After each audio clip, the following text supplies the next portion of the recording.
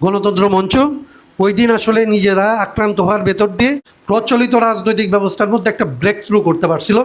এইটা হচ্ছে গণতন্ত্র মঞ্চের একদম ধরেন একটা সর্বোচ্চ চূড়ার জায়গা, আবার ধরেন এখান থেকে পতনেরও শুরু। বিএনপি যে সংস্কার করবে না, এটা আমার একদম প্রথম দিকের আর্টিকেল আছে।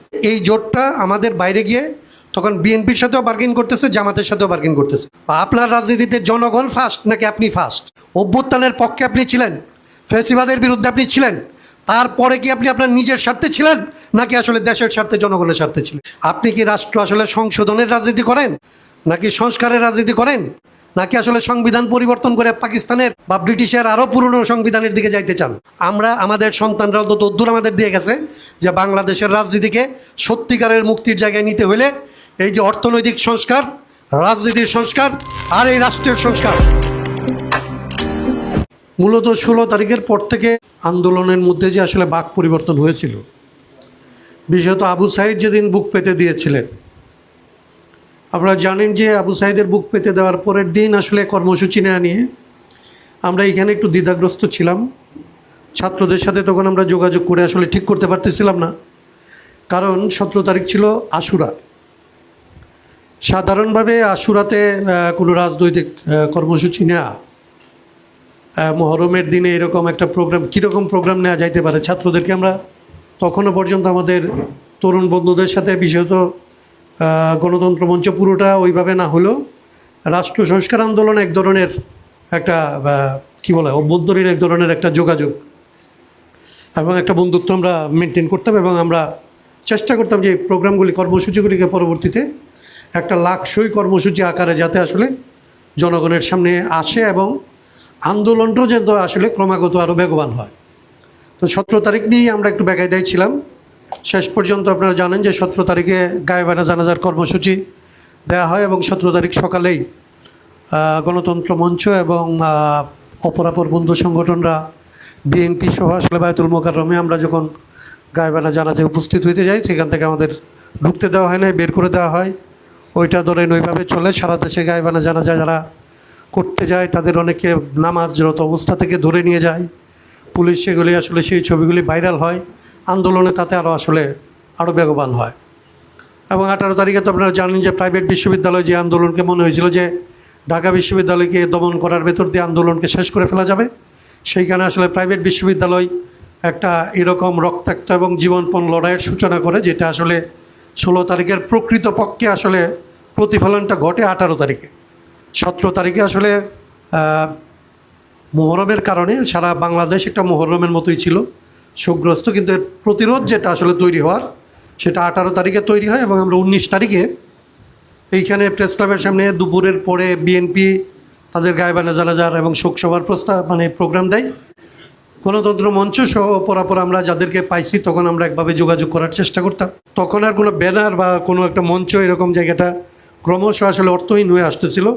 আমরা সমস্ত যারা মাঠে ছিলাম তারা সব সংগঠনের মধ্যে আসলে এক ধরনের যোগাযোগ এবং একটা সমন্বয় করে রাজপথ দখলে রাখা, লড়াইটা অব্যাহত রাখা, সারা দেশের সামনে আসলে ঢাকা দখল হয়ে গেছে কিংবা ঢাকা শূন্য হয়ে গেছে এটা যাতে করতে না পারে, সেই অবস্থাটা তো আপনারা জানেন যে শুরু হয়েছিল 17 তারিখে। এর মধ্যেও সবচেয়ে বড় প্রতিরোধ আসলে গড়ে তুলছিল যাত্রাবাড়ির প্রতিরোধ, 18 তারিখে প্রাইভেটের প্রতিরোধ, 19 তারিখে আসলে সবাই আমরা বিভিন্নভাবে এটা নিয়ে যখন সারাদিনে অঞ্চল এক ধরনের দখলে রাখার চেষ্টা করা হয়েছিল, তখন সরকার এবং ছাত্রলীগ, ছাত্রদল, যুবদল তারা ক্যাম্পাসের বাইরে এসে ঢাকায় প্রথম আসলে তাদের আক্রমণটা বিস্তৃত করে।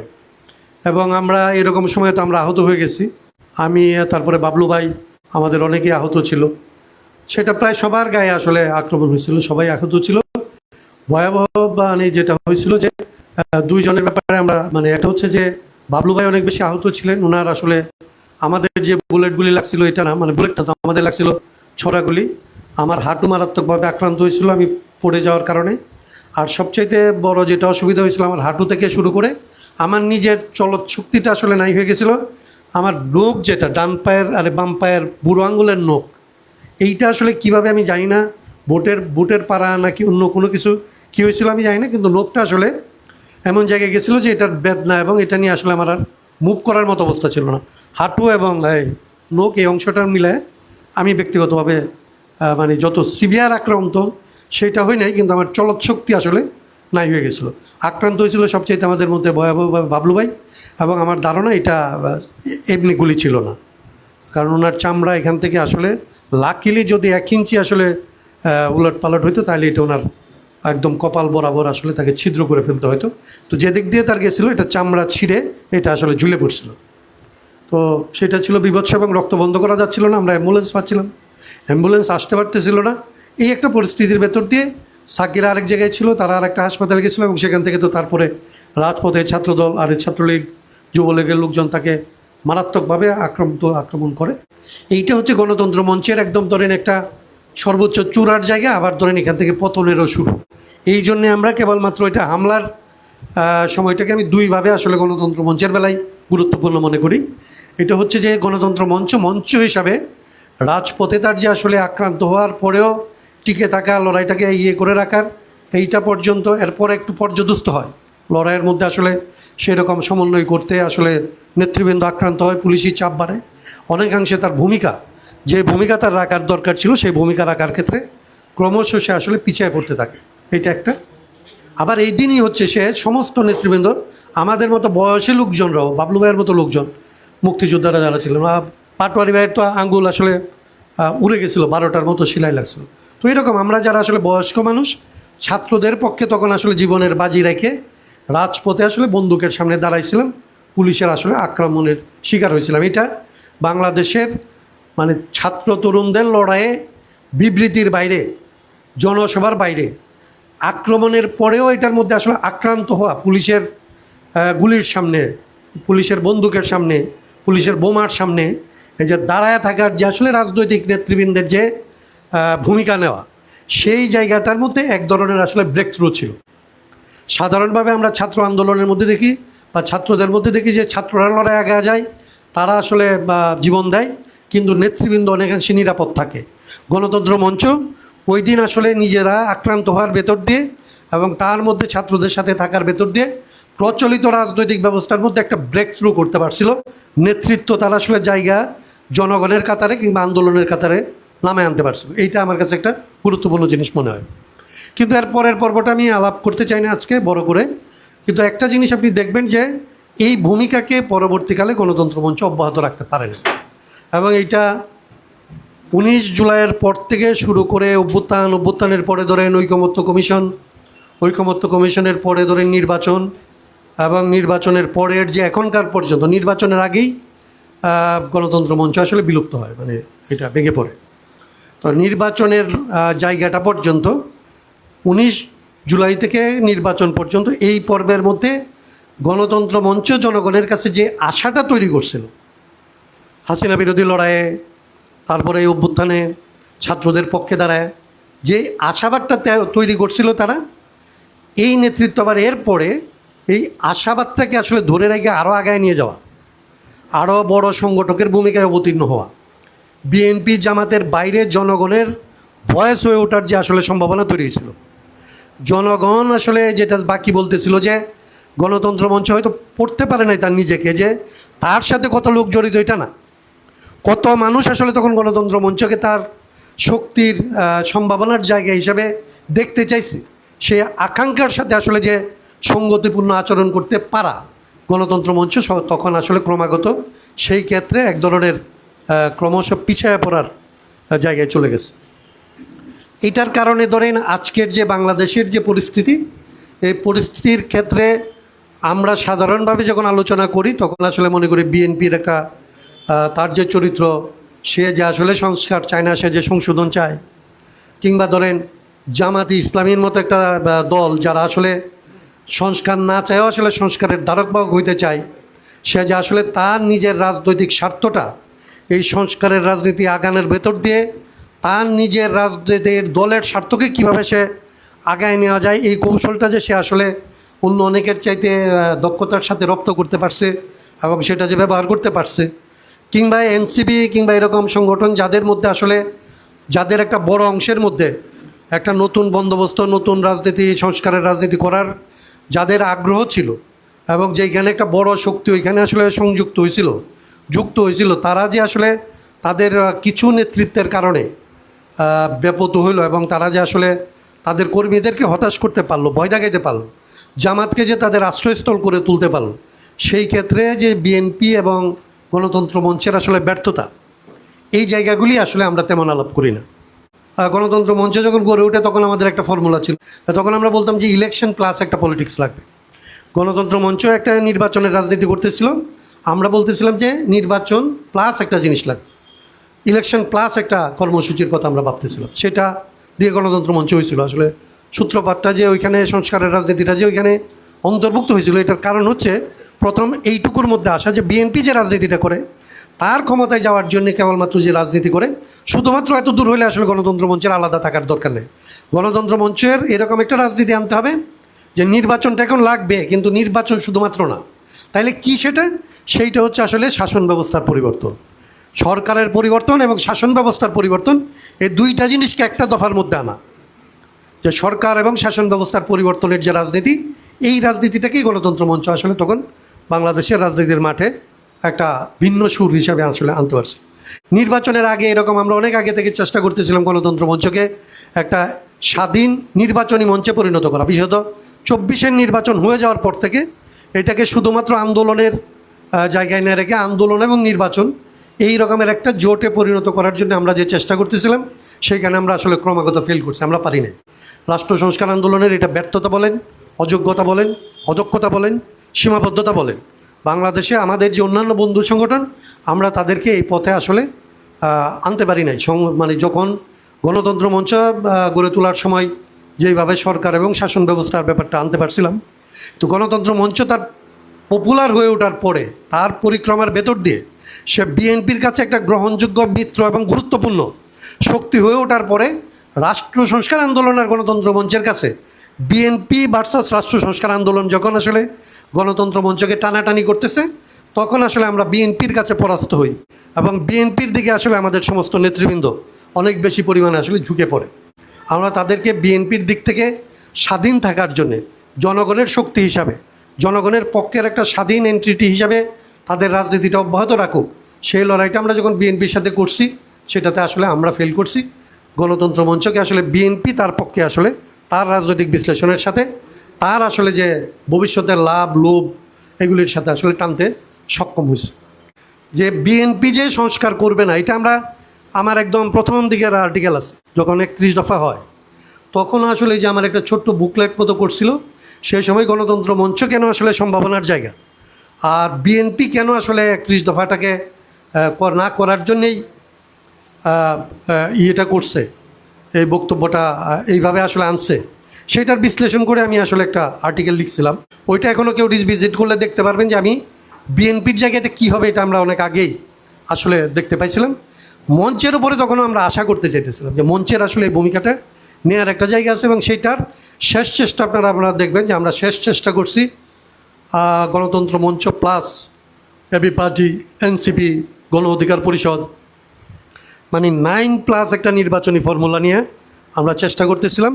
এবং আমরা মনে করতেছিলাম যে এই গণতন্ত্র মঞ্চের 6, বাইরের 3, 9 হইলে আমরা আরও বাইর করতে পারবো, যারা আসলে বাংলাদেশে এর পরেও একটা স্বাধীন স্বতন্ত্র রাজনৈতিক একটা গণতান্ত্রিক রাজনীতির জন্য একটা রিজনেবল রেসপন্সিবল শক্তি হিসাবে, একটা মধ্যবর্তী শক্তি হিসাবে, জনগণের শক্তি হিসাবে ভয়েস রেজ করতে পারবে, যারা নির্বাচনে একটা মোটামুটি হয় নির্বাচনে ভালো করবে বা না করবে, রাজনৈতিক শক্তি হিসাবে ভবিষ্যতের রাজনীতিটা আসলে তারা বাংলাদেশে তুলে ধরতে পারবে, এরকম একটা আশা থেকে আমরা তাদের সাথে কাজ করছিলাম।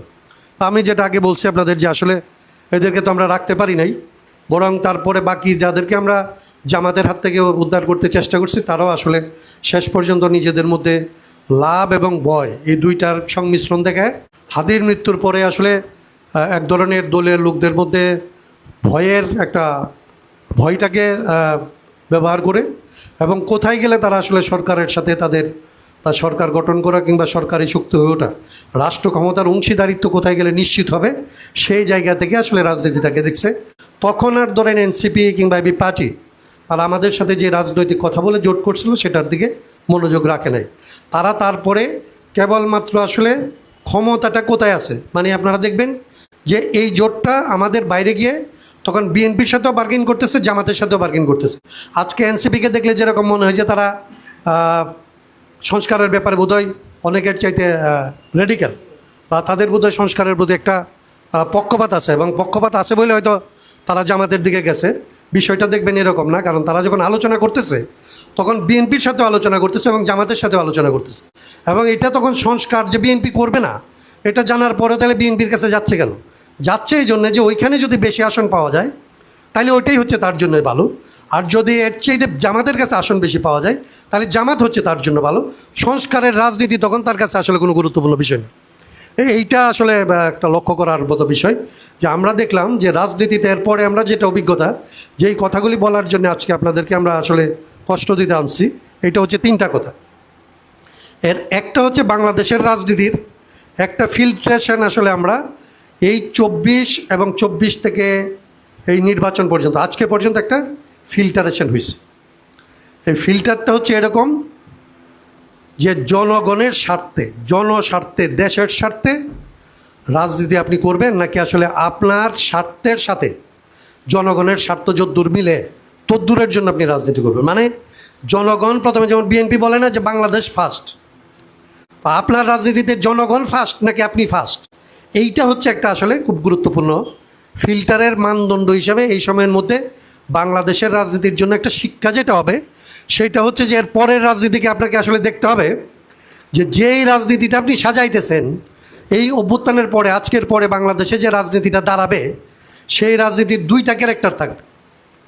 আপনি জনগণের স্বার্থে রাজনীতি করতেছেন, আপনার স্বার্থকে জনস্বার্থের অধীনে নিয়ে আসতেছেন, নাকি আপনার স্বার্থকে জনগণের স্বার্থের জন্যে জনগণকে আপনি ব্যবহার করতেছেন। একটা হচ্ছে নিজের স্বার্থের রাজনীতি, আরেকটা হচ্ছে জনস্বার্থের রাজনীতি। বাংলাদেশের রাজনীতির একটা সংস্কারের ফিল্টার আসলে হবে, এবং এইটার যে আসলে মানদণ্ড এটা হবে আপনি অভ্যুত্থানে ছিলেন, সামনে ছিলেন, পিছনে ছিলেন, এই গল্প এই পর্বের পরে অনেকে বলে না যে বাংলাদেশের রাজনীতিটা নতুন করে একটা নতুন বন্দোবস্তের আলাপ হবে। সেই নতুন বন্দোবস্তের আলাপের একটা সূচক আপনি কেবলমাত্র অভ্যুত্থানে ছিলেন এটা একমাত্র মানদণ্ড না, এইখানে দুইটা মানদণ্ড লাগবে। অভ্যুত্থানের পক্ষে আপনি ছিলেন, ফ্যাসিবাদের বিরুদ্ধে আপনি ছিলেন, তারপরে কি আপনি আপনার নিজের স্বার্থে ছিলেন নাকি আসলে দেশের স্বার্থে, জনগণের স্বার্থে ছিলেন? রাজনীতিকে বিবেচনা করার জন্য দুইটা প্রশ্ন আপনার লাগবে। এইটা হচ্ছে একটা রাজনীতির সংস্কারের একটা আলাপের জন্য এই মানদণ্ড লাগবে। 2 নাম্বার, আমরা যেটা বলছিলাম যে রাষ্ট্রীয় সংস্কার লাগবে। আপনি কি রাষ্ট্র আসলে সংশোধনের রাজনীতি করেন, নাকি সংস্কারের রাজনীতি করেন, নাকি আসলে সংবিধান পরিবর্তন করে পাকিস্তানের বা ব্রিটিশের আরও পুরনো সংবিধানের দিকে যাইতে চান? তিনটা জিনিস হবে সংবিধানের রাজনীতির মধ্যে। সংবিধান সংস্কার কিংবা রাষ্ট্র সংস্কারের মধ্যে আপনার লক্ষণ বোঝা যাবে, খুব পরিষ্কার হবে। আপনি 72-এর সংবিধান কিংবা আসলে ফেসিবাদের পক্ষের সংবিধান কিংবা ব্যক্তিগত ক্ষমতা চর্চার যে সংবিধান, এইটার পক্ষে এইটাকে আপনি ধরে রাখতে চাইবেন, বিএনপির নেতৃত্বে আপনি সেই সংবিধান সংশোধনের রাজনীতি করবেন, 18 নম্বর সংশোধনী, 19 নম্বর সংশোধনী এটা করবেন, নাকি এই যে বিএনপি এইবার এটা করতেছে না এইটাকে অজুহাত করে আগামীতে বাংলাদেশে নতুন সংবিধান লাগবে এবং সেটার ভিতর দিয়ে আপনি 71কে ফেলে দিতে চাইবেন, সেই ষড়যন্ত্রের জন্য আবার সেই রাজনীতির বিকাশের জন্যে আপনি এখন সংস্কারের রাজনীতি করবেন, নাকি সত্যি সত্যি 71-এর মুক্তিযুদ্ধকে আপনি ধারণ করবেন, এইবারের 24-এর আকাঙ্ক্ষাকে আপনি ধারণ করবেন এবং এইটাকে ব্যবহার করে ভবিষ্যতে উগ্রবাদী রাজনীতির, উগ্রবাদী সংবিধান সেই দিকে আপনি যাওয়ার ক্ষেত্রে প্রতিবন্ধকতা সৃষ্টি করবেন, বিদ্যমান ব্যবস্থাকে পরিবর্তন করতে চাইবেন, উগ্রটানের দিকে যাইতে দিবেন না। এইটার ভেতরে যারা আসলে সংস্কারের রাজনীতিটাকে 71, 90, 24-এর আকাঙ্ক্ষা সত্যিকারের গণতান্ত্রিক বাংলাদেশ করার জন্যে যেই পরিবর্তনটা লাগবে সেই রাষ্ট্রের সেইটুকু পরিবর্তনের জন্য, যেটা যুগোপযোগী, যেটা সম্ভব, যেটা আসলে এখানকার মানুষকে আসলে মুক্ত করবে, সেই রকম আসলে সংস্কারের রাজনীতি আপনি করবেন কিনা। আর 3, আপনি কেবলমাত্র আসলে সংবিধান কিংবা আসলে জনগণের স্বার্থ আরে কি বলে যে এই রাজনীতির জায়গাটা ধরলেই আপনি বাংলাদেশের মানুষ শুধুমাত্র এই আশায় আপনার আমার সাথে আসলে রাজপথে নামে নাই। একটা হয়েছে তার সন্তানদেরকে রক্ষা করার জন্যে, ইনসাফকে রক্ষা করার জন্য, জুলুমকে না করার জন্যে, মাফিয়াতন্ত্রকে না করার জন্য সে রাজপথে আসছে, এটা যেরকম সত্য। আরেকটা বড় সত্য ছিল, সে মনে করতো যে এইখানে যারা আসলে জুলুম করতেছে তাদের জুলুমের একটা বড় কারণ হচ্ছে তারা এখানকার সম্পদ, তারা এখানকার যে সম্ভাবনা এইটাকে তারা লুট করে পাচার করে বিদেশে পাঠিয়ে দিতেছে। এই জাতীয় যে স্বার্থ, জাতীয় যে রাজনীতি, জাতীয় যে অর্থনীতি, মানুষের দেশের পক্ষের যে অর্থনীতি, এই জাতীয় অর্থনীতি, জাতীয় ব্যবসা, জাতীয় বিকাশ, এইটাকে আসলে এরা এখানে করতে দেয় না। এরা এখানকার লুটপাট করে পাচার করার জন্যে এইখানকার উদ্যোক্তাদেরকে, এইখানকার ব্যবসায়ীদেরকে, সৎ ব্যবসায়ীদেরকে এরা এইরকম একটা চ্যালেঞ্জের মুখে ফেলে যে যতক্ষণ পর্যন্ত সে অসৎ না হবে, যতক্ষণ পর্যন্ত সে কোনো দলবাজি না করবে, যতক্ষণ পর্যন্ত সরকারের চামচা না হবে, ততক্ষণ পর্যন্ত কোনো সৎ ব্যবসায়ী ব্যবসা করতে পারবে না, ততক্ষণ পর্যন্ত কোনো উৎপাদক উৎপাদন করে এখানে লাভজনক কোনো কাজ করতে পারবে না। এবং সাধারণ মানুষ যারা আসলে যতই রোজগার করুক, সে তার একার জায়গায় তার বউকে নিয়ে রোজগার করবে, তার দুধের বাচ্চাকে নিয়ে রোজগার করবে, কিন্তু যতই সে রোজগার করুক তার উপরে ট্যাক্সের বোঝা উন্নয়নের নামে এমনভাবে চাপানো হবে যে সারা 24 ঘন্টা উৎপাদন করার সাথে কষ্টের সাথে যুক্ত থাকার পরেও তার সংসার সে ঠিকমতো চালাইতে পারবে না। এইখান থেকে সম্পদ সে কুক্ষিগত করবে, সেই কম সম্পদ কুক্ষিগত করে এইখানকার আসলে দেশীয় ব্যবসাগুলি যাতে গড়ে উঠতে না পারে তার জন্য আসলে এক ধরনের ট্যাক্স ব্যবস্থা চালু করবে, এবং এইখানকার সম্পদ কুক্ষিগত হইলে এইটা যাতে বিদেশে পাচার করতে বাধ্য হয় তার জন্য দেশি বিদেশি একটা অর্থনৈতিক চক্র, এই চক্রের একটা অর্থনীতি এখানে চালু রাখবে। তার মানে তাইলে আপনাকে আগামীর বাংলাদেশের রাজনীতি, আমি যেটা মনে করি 19 জুন থেকে শিকার আছে এইটাই গণতন্ত্র মঞ্চের কাছ থেকে, যে মানুষ যখন আসলে রাজপথে থাকে তখন তোমাকেও আসলে মানুষের সাথে বুক চেতে ওইখানে দাঁড়াইতে হবে। তাতে তুমি মারা যাবা, তাতে তুমি গুলিবিদ্ধ হবা, তুমি নেতা, তুমি কর্মী, এই তুমি বয়স্ক, এইটা দিয়ে তোমার আসলে চরিত্র নির্ধারিত হবে না। তোমার চরিত্র নির্ধারিত হবে তুমি জনগণের লড়াইয়ের মাঝখানে তুমি রাজপথে আছো কিনা, এটা তোমাকে ঠিক করতে হবে। তোমাকে আসলে তুমি জনস্বার্থে রাজনীতি করো নাকি আসলে নিজের স্বার্থে রাজনীতি করো, এইটা তোমার রাজনীতির ভিতরে আসলে স্পষ্ট করে থাকতে হবে। সেটা থাকলে আজকে যেই নেতারা আসলে ওইখানে আমরা বলি যে বিভিন্ন নেতারা যে আসলে তাদেরকে তাদের লাভকে দলের লাভ হিসাবে, তাদের লাভকে রাজনীতির লাভ হিসাবে যে তারা দেখাইতে পারছে তাদের নেতাদের কাছে, তাদের কর্মীদের কাছে, তাদের দলের কাছে, এটার কারণ হচ্ছে সেই দলগুলির মধ্যে আসলে জনস্বার্থের রাজনীতি আর নেতার স্বার্থের রাজনীতির পার্থক্য করার মানদণ্ড সেই সংগঠনগুলির ভিতরে নাই। আমরা জনগণের মাঝে এটাকে এই যে আসলে এটা কি বলে টাচস্টোন, এই জিনিসটা আমরা দিতে পারি না, এটা আমাদের ব্যর্থতা। রাষ্ট্র সংস্কারের আন্দোলন রাজনীতির ক্ষেত্রে সংবিধানের কী কী পরিবর্তন লাগবে এটা বলছে, রাজনৈতিক দলের কী কী পরিবর্তন লাগবে, রাজনীতির কী কী সংস্কার লাগবে এটা বলতে পারে নাই তখন। হাসিনার আমলে এটা বলা আসলে সম্ভব ছিল। আর 3 নম্বর, আমরা অর্থনৈতিক সংস্কারের কথা বলছিলাম, কিন্তু অর্থনৈতিক সংস্কারকে আমরা ওই দানবের কারণে যে শ্বাস ফেলানোর স্বাধীনতার কথা বলতে গিয়া পেটের স্বাধীনতার কথা আমরা আসলে ওইভাবে বলতে পারি।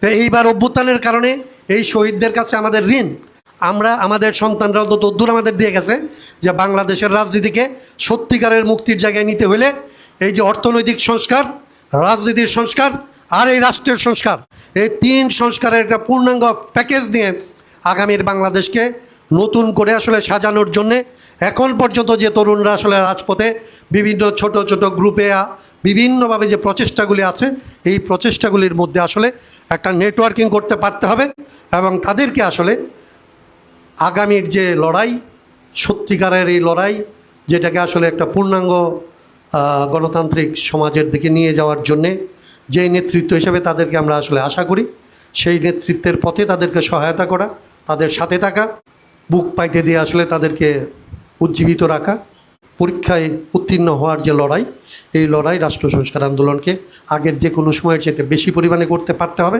কারণ দুর্যোগের সময় আসলে অনেক বেশি ধৈর্যের সাথে অনেক বেশি কম মানুষকে অনেক বড় দায়িত্ব নিয়ে আগে যাওয়ার কাজ করতে হয়। রাষ্ট্র সংস্কার আন্দোলন আজকে এরকম একটা জায়গার মধ্যে আছে, সেই কাজটা আমরা যত কম মানুষই হই আমরা সেটা করব।